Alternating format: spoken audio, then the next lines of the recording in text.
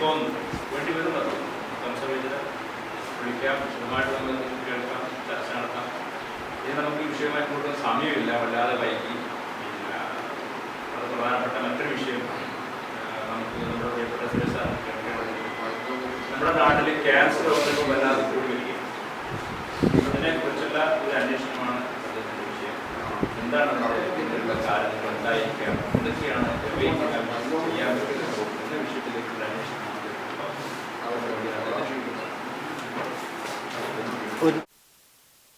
നിങ്ങൾ പറഞ്ഞാൽ വിശ്വസിക്കില്ല, വലിയ നഗരമാണ് ഡെറാഡൂൺ.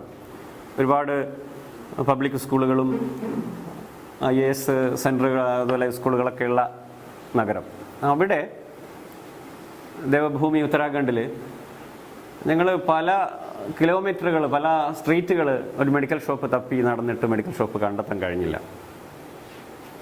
അപ്പോൾ ഞങ്ങൾ അന്വേഷിച്ചപ്പോൾ വളരെ ദൂരെ, ഒരു 5-6 കിലോമീറ്റർ അപ്പുറത്ത് എന്നീ കോർണറിൽ ഒരു മെഡിക്കൽ ഷോപ്പ് ഉണ്ടെന്ന് പറഞ്ഞ് ഞങ്ങൾ അവിടെ എത്തി.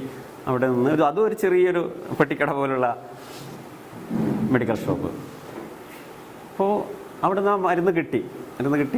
പിന്നീട് കുറേ യാത്രകളൊക്കെ നടത്തി. പക്ഷെ അതിൽ അത്ഭുതപ്പെടുത്തിയൊരു കാര്യം അതല്ല. ഞാൻ വളയം എന്നുള്ള ഗ്രാമത്തിൽ ഇവിടെ അടുത്ത് വരികയാണ്. അവിടെ ഒരു ചോദ്യം ചോദിച്ചിട്ടുണ്ട്. നേരത്തെ ഒരു നാടക പ്രവർത്തകൻ പറഞ്ഞ നാദാപുരം മരിക്കുന്നു എന്ന് പറഞ്ഞ ഒരു വാർത്ത. അതെനിക്ക് തോന്നുന്നില്ല. എനിക്ക് അത് അങ്ങനെയുള്ള ഒരു അശുഭാപ്തി വിശ്വാസമൊന്നുമില്ല. നാദാപുരം വളരുന്നു എന്നുള്ളതാണ് ഞാൻ വിശ്വസിക്കുന്നത്. കാരണം ഇതൊരു ചാക്രികമായ പ്രക്രിയയാണ്. അപജയം ഉണ്ടാവും, സംസ്കാരത്തിന് അപജയം ഉണ്ടാവും, അതുപോലെ ചിന്തകൾക്ക് അപജയം ഉണ്ടാവും. അപ്പോഴൊക്കെ പുതിയ പുതിയ ആൾക്കൂട്ടങ്ങളും ചിന്തകളിൽ നിന്ന് ക്യാരക്ടർ ഫോർമേഷൻ, അതിൽ നിന്ന് ഡെസ്റ്റിനി ഉണ്ടാവുകയൊക്കെ ചെയ്യും. അങ്ങനെയുള്ള ഒരു തുടക്കമാണ് എവേക്കിലൂടെ. പ്രശ്നങ്ങൾ പരിഹരിക്കാനുള്ള ഏറ്റവും നല്ല വഴി പ്രശ്നങ്ങളെക്കുറിച്ച് ബോധവാന്മാരാകുക എന്നുള്ളതാണ്. ഇവിടെ നടന്നുകൊണ്ടിരിക്കുന്ന പ്രോസസ്സും അത് തന്നെയാണ്. പ്രശ്നങ്ങളെക്കുറിച്ച് ബോധവാന്മാരായ ഒരു കൂട്ടം ആളുകൾ ഉയർത്തെഴുന്നേറ്റിരിക്കുന്നു. തിസിസിൽ നിന്ന് ആൻറ്റിതിസിസും പിന്നെ സിന്തസിസും ഉണ്ടാകുന്നത് പോലെ തന്നെ ഈ ഒരു കൂട്ടായ്മക്ക് ഒരുപാട് കാര്യങ്ങൾ ചെയ്യാൻ കഴിയും. അത് നമ്മൾ വെറുതെ ഒരു ചർച്ചയിൽ കൂടി ഒതുക്കുകയല്ല, നമുക്ക് ചെയ്ത് കാണിച്ചു കൊടുക്കാനും കഴിയും എന്ന വിശ്വാസമുണ്ട്. കാരണം ഒരു ആത്മവിശ്വാസമുള്ള 5-10 ആളുണ്ടെങ്കിൽ തന്നെ ലോകം മാറ്റിയെടുക്കാൻ കഴിഞ്ഞതിൻ്റെ ഒരുപാട് ഉദാഹരണങ്ങൾ ലോക ചരിത്രത്തിലുണ്ട്. അതേസമയം ഒരു ഭരണകൂടത്തിന് വരെ ഒന്നും ചെയ്യാൻ കഴിയാതായിപ്പോയ പരാജയ കഥകളും നമുക്കുണ്ട്. ഇവിടെ ഇപ്പം അബുസാർ എന്നോട് പറഞ്ഞത് ക്യാൻസറിൻ്റെ ആ വളർച്ചയെക്കുറിച്ച് ഒന്ന് സംസാരിക്കണമെന്നുള്ളതാണ്. എൻ്റെ മുമ്പിൽ ഉള്ള കണക്കുകൾ ഇത് മാത്രമല്ല, നമ്മുടെ ആരോഗ്യരംഗത്തുള്ള കണക്കുകൾ ഞെട്ടിപ്പിക്കുന്ന ചില യാഥാർത്ഥ്യങ്ങളാണ് പങ്കുവെക്കുന്നത്. ഞങ്ങളൊരു സ്കൂൾ വിദ്യാർത്ഥികൾ 15-16 വയസ്സുള്ള കുട്ടികളുടെ ഇടയിൽ ഒരു സർവേ നടത്തിയിരുന്നു കുറച്ച് മാസങ്ങൾക്ക് മുമ്പ്. അതിൽ കണ്ടെത്തിയൊരു കാര്യം 5 മുതൽ 10% വരെ വിദ്യാർത്ഥികൾ ഓരോ സ്കൂളിലും ഡയബറ്റിക് ആണെന്നുള്ളതാണ്.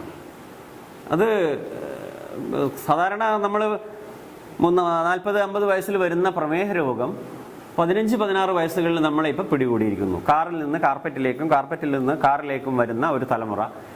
അത് തിരിച്ചറിഞ്ഞത് ഞങ്ങൾ ആദ്യമായിട്ട് ഈ ബ്ലഡ് സാമ്പിൾ നടത്തിയപ്പോഴാണ്, വടകരയിൽ നിന്ന്.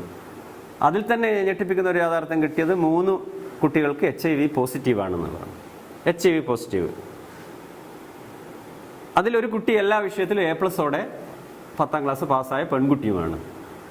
അപ്പോൾ എവിടെയാണ് നമ്മുടെ കുട്ടികൾക്ക് തെറ്റുപറ്റുന്നത് എന്ന് നമ്മൾ ആലോചിക്കേണ്ടതുണ്ട്.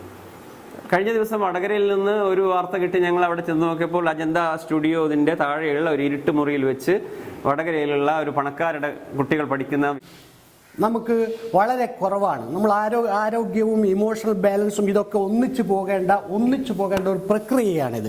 അപ്പോൾ മാത്രമേ സവിശേഷമായ ഒരു രാഷ്ട്രവും സവിശേഷമായ ഒരു സാമൂഹ്യ പ്രവർത്തനവും രാഷ്ട്രീയ പ്രവർത്തനവും ഉണ്ടാവുമെന്ന് വിശ്വസിക്കുന്നതോടൊപ്പം ഞാൻ ഈ എവേക്കിൽ നിന്നുകൊണ്ട് എന്തെങ്കിലും ഈ ഒരു മാസ്മരികമായ കൂട്ടായ്മയിൽ നിന്നുകൊണ്ട് എന്തെങ്കിലും ചെയ്യാം എന്നുള്ള അവസ്ഥയിലാണ് ഇപ്പോഴുള്ളത്.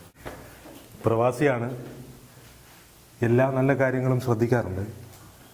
നാദാപുരയിൽ തന്നെയാണ് ഇതിന് കാണുന്നത്. എൻ്റെ ഗുരുതുല്യനായ പീതാംബരൻ മാഷ് ഇവിടെ ഇരിക്കുന്നു. വാഗ്ബടാനന്ദൻ്റെ ഒരു വരിയുണ്ട്: ക്ഷണമെഴുന്നേൽപ്പിൻ, അഖിലേശനെ സ്മരിപ്പിൻ, അനീതിയോട് എതിർപ്പിൻ എന്ന് പറയും. അനീതിയാണ് എല്ലായിടത്തും കാണുന്നത്. ഈ അനീതിയോട് എതിർക്കാൻ ഒരു കൂട്ടായ്മ ആവശ്യമുണ്ട്. ആ കൂട്ടായ്മ എവയ്ക്കാവട്ടെ എന്ന് ഞാൻ പ്രാർത്ഥിക്കുന്നു. അവർക്ക് പ്രശ്നമില്ല. നമ്മളാണെങ്കിലോ നമുക്ക് എല്ലാ തരത്തിലുള്ള ബുദ്ധിയുമുണ്ട് എന്ന് നമ്മൾ പറയും. ഒരുപാട് കണ്ടുപിടുത്തങ്ങൾ നമ്മൾ ആധുനിക ലോകത്ത് ഒരുപാട് കണ്ടുപിടിച്ചു. ഇതൊക്കെ നമുക്ക് നല്ലത് തന്നെയാണ്. പക്ഷേ അതിൻ്റെയൊക്കെ തന്നെ തെറ്റായ നമുക്ക് ഈ പറഞ്ഞ കാര്യത്തിൽ നമുക്ക് നമ്മുടേതായ രീതിയിൽ എന്താണ് ചെയ്യാൻ കഴിയുക എന്നുള്ളതാണ് എൻ്റെ ചോദ്യം. നമ്മൾ എല്ലാവരും പൊതുബോധത്തിന്റെ ഭാഗമാണ്.